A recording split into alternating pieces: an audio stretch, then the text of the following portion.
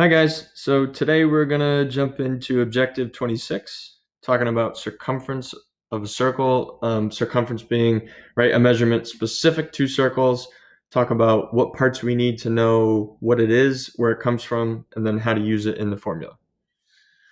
All right, so first things first, we need to know a couple things, specific parts of a circle. First thing is the radius. So a radius is defined as the distance from the center to the edge of a circle. So if you want to draw a circle on your paper, I'll draw one here. Look at that. Perfect circle. And we'll draw a center point, right? Because every circle needs to have a point in the center. So our radius is going to look like this line that goes directly from the center out to any edge, anywhere. Doesn't matter where you draw it. Look, right? Doesn't matter where you draw it. It's like spokes of a wheel. Any point to the edge, that is going to be our radius. So we will label it as radius. All right, so the distance from the center to the edge of the circle, any edge of the circle. All right, so next is diameter. And I'm sure you guys probably know of diameter, right? So instead of just from the center out, diameter is the straight line that goes through the center and touches both edges of the circle. All right, so once again, let's draw ourselves a circle. Let's put a center point in there as best you can. And let's draw ourselves a diameter. So start on the edge, right? Go to the edge. This, no good, right? Not a diameter. You got to go through the center all the way to the other edge. Boom. There it is. So we will call this a diameter. All right, so we have radius and diameter so far. Remember, anytime you guys need to pause the video, right? Pause it, get it on your page, make sure you can write everything down. So whenever you feel the need to, make sure you pause. All right, so we have our circle here, and we just talked about radius and diameter. So as we can see, right, if our radius goes from the center out, and our diameter goes from the edge through the center to the other edge, hopefully what we see is that, well, if we were to kind of take the diameter and split it in half from the center to the edge, this is a radius. And from the center over here to this edge, this is a radius, right? Because a radius is just anything from the center to the edge of the circle. So in total, it looks like a diameter is the same thing as taking two radius, but actually we call it radii. So we'll say that the diameter is equal to 2 radii. It's like if any of you take Latin and you know that singular terms end in us, a lot of times the plural terms end in I. So instead of radius, we call them radii. But either way, this little formula here is important because we can call the diameter the same thing as 2 radii put together. All right, so diameter is the same as 2 radii. Now, we know the idea of perimeter, right? The perimeter of an object, we've talked about this before, things like rectangles, parallelograms, triangles, all those shapes, trapezoids even. We know that perimeter is the length of all the sides, right? We take a rectangle, for example, right? We know this is 10, this is 20, this is 10, this is 20, boom, add them all up. So our perimeter would be 60. Well, the only issue is that when it comes to a circle, we don't have any sides, right? There's no measurements. It's really hard to put a tape measure, to put a ruler against the side of a circle because it bends and you can't actually measure how long it is. So that's where just our specific measurement, specific to circles, that we call circumference. So really circumference is like the perimeter of a circle, is really what it is. So circumference is just that. It's the distance around the circle. So it's our specific measurement to circles. So it's all this distance that goes all the way around the circle. So hopefully we've heard of this symbol, this term, this math value before. It's called pi, right? And we know it's we use 3.14. We've seen that before, but really we want to think about where does this come from? And there's a really quick video, and this will show us exactly where it comes from. So let me expand this for us. Okay, so we know here's a circle, and we know diameter is the distance that goes all the way across. So let's see what happens here. All right, so we take the diameter and we kind of bend it around to fit the distance around the circle. So there we go, one time. Now we take another diameter and we kind of, bend it to fit the shape of the circle. So there's 2 times. Then we take a third diameter and we bend it. So we can get the diameter bent around the edge of the circle, right? Or the distance around the circle 3 times. But look at down here, right? There's this little gap going on down here. There's this little gap. And apparently that little gap is roughly something like 0.14159. That's some little distance there. And that's consistent no matter how big your circle is. So you take the diameter no matter what it is, and you bend it around 3 times and 0.14159, it goes on forever. So that's where pi comes from. It's 3 diameters plus the little bit of 0.14159. So that's where we get pi from. So now, the only thing that's going to change, if you look again, right, the only thing that's going to change is that just how big your diameter is. So that's why just take the size of your diameter. You know you're going to bend it around 3 times and a little bit of 0.14159. So it just depends on how big your circle is. The diameter is all that's going to change. So pi is a consistent measurement that helps us determine circumference. So we have 2 ways, right? We can either take the circumference. We're going to use C for circumference. And we can either take pi and times it by the diameter, as we did over here, because depending on how long the diameter is, we times it by pi. Or, since we know that the diameter is the same as 2 times the radius, we have a second formula here. So we need to make sure that we have these 2 formulas. So we need these 2 formulas on our notes. We need these 2 formulas. Okay, so it's going to be up to you guys to determine, or it's going to be up to us to determine which one we want to use. All right, so let's do a couple problems here. Find the circumference of the circle.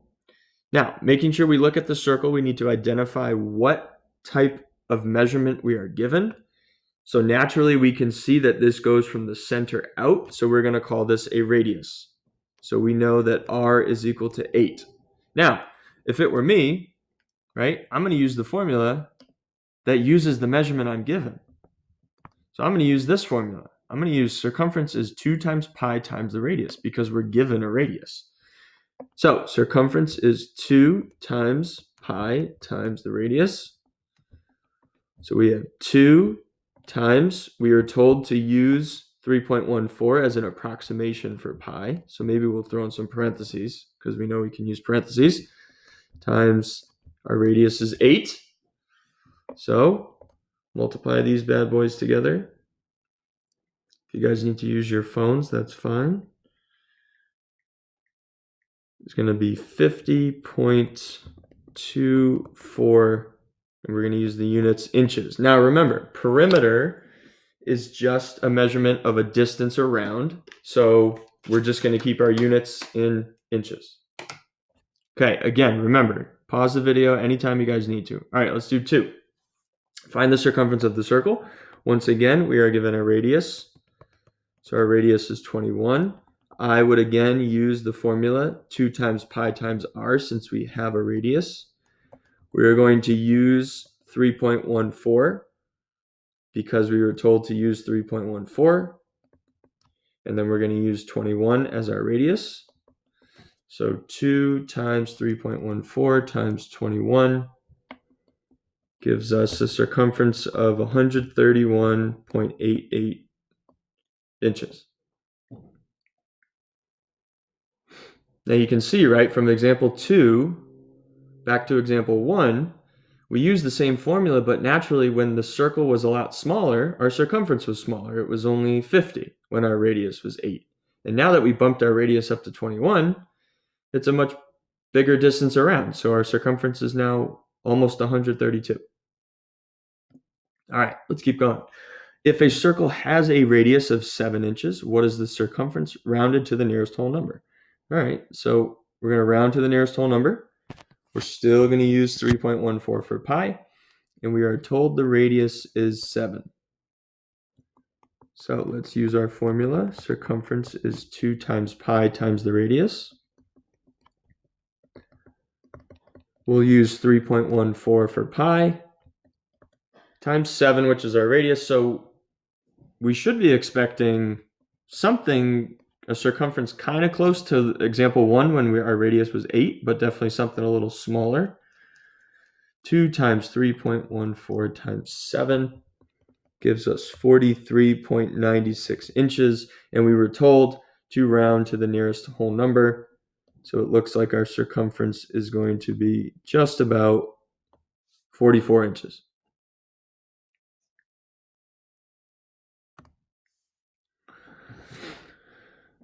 Now, if a circle has a diameter of 14 inches, what is the circumference rounded to the nearest whole number? So we're told our diameter is 14. Now it's up to us. We can either use the formula for circumference that includes diameter, or we can simply find the radius because we know that in a diameter there are 2 of the radius. So it's up to you guys.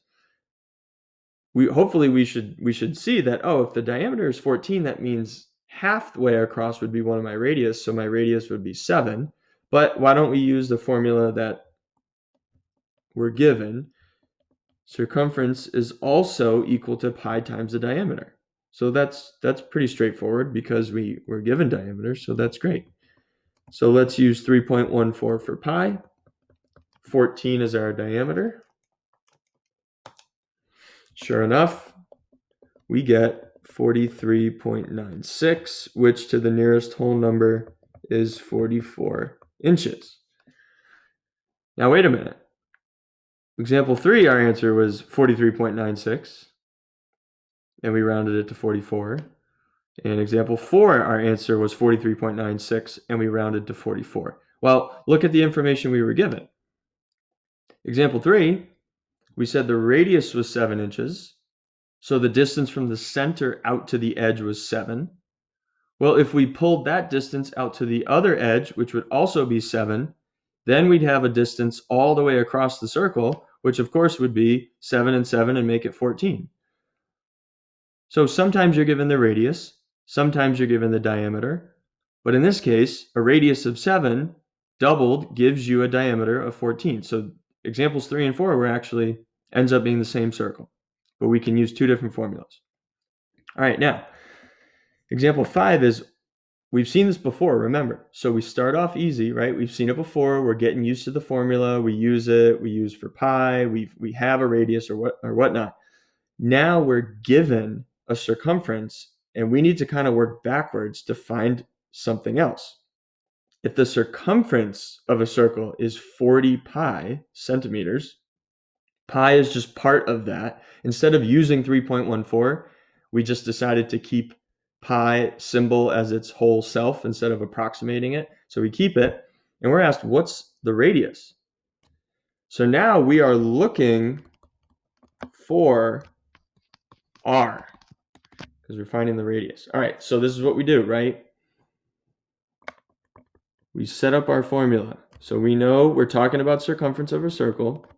So circumference is 2 times pi times the radius. Now, I'm going to use 2 pi r because we're looking for r.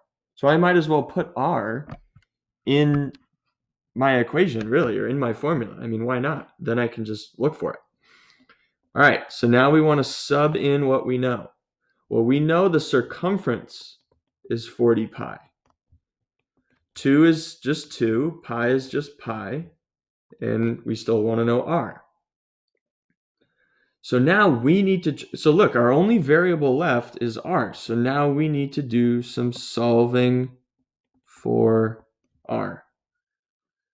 So we want to try to get r by itself, right? We want to try to get r by itself.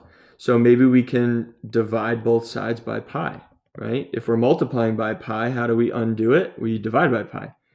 So look, anything divided by itself cancels. Anything divided by itself cancels. So we get 40 is now equal to 2 times the radius. And how do we undo it timesing by 2? Right, we got to undo. We got to divide by 2. So 40 divided by 2 is 20. Anything divided by itself cancels. Look at that. So the radius turns out to be 20 centimeters. Again, make sure you go back, pause it anytime. Make sure these steps make sense to you, right? We're doing a little algebra here. We're undoing to solve for r. All right, let's do one more example here. Last one. If the circumference of a circle is 14 pi, then what is the diameter? Okay, so once again, we want to set up what is the diameter. So we are looking for d, which represents diameter. So let's set up our formula. Circumference is, you know what? I'm going to use 2 pi r. I know that we're looking for diameter, but just play along with me here because I'm going to use 2 pi r just so we have some consistency. And you'll see, because next objective, this will probably be a good strategy for us. So let's just use the formula 2 times pi times the radius. All right, so let's sub in what we know. We know that the circumference is 14 pi, and we still have 2 times pi times the radius. So the only thing we have left is to solve for r. So let's go and do that. So again, right, let's divide both sides by pi. Pi divided by itself cancels. Pi divided by itself cancels. We're left with 2 times r. Divide by 2. Divide by 2. We know that 14 divided by 2 is 7. Okay, so we get the radius is 7. However, remember what we were being asked to do is we were looking for diameter. So if we know that the radius equals 7, oh, what happened there? Sorry about that. If we know the radius is equal to 7, right? And we know that there's a relationship. Well, a diameter is just double the radius, right? It's 2 radii that goes from the center out to one direction and from the center out to the other direction. So if we know, then the diameter is just 2 times the radius. So in this case, the diameter is going to be 2 times the radius is 7. So we get the diameter is 14 centimeters. All right, so continue on your Google form. Let me know how you're feeling about it. And then I posted the link right in there for you guys to go to your accelerated math. So remember, we're doing objective 26 and look for that practice on your Excel math.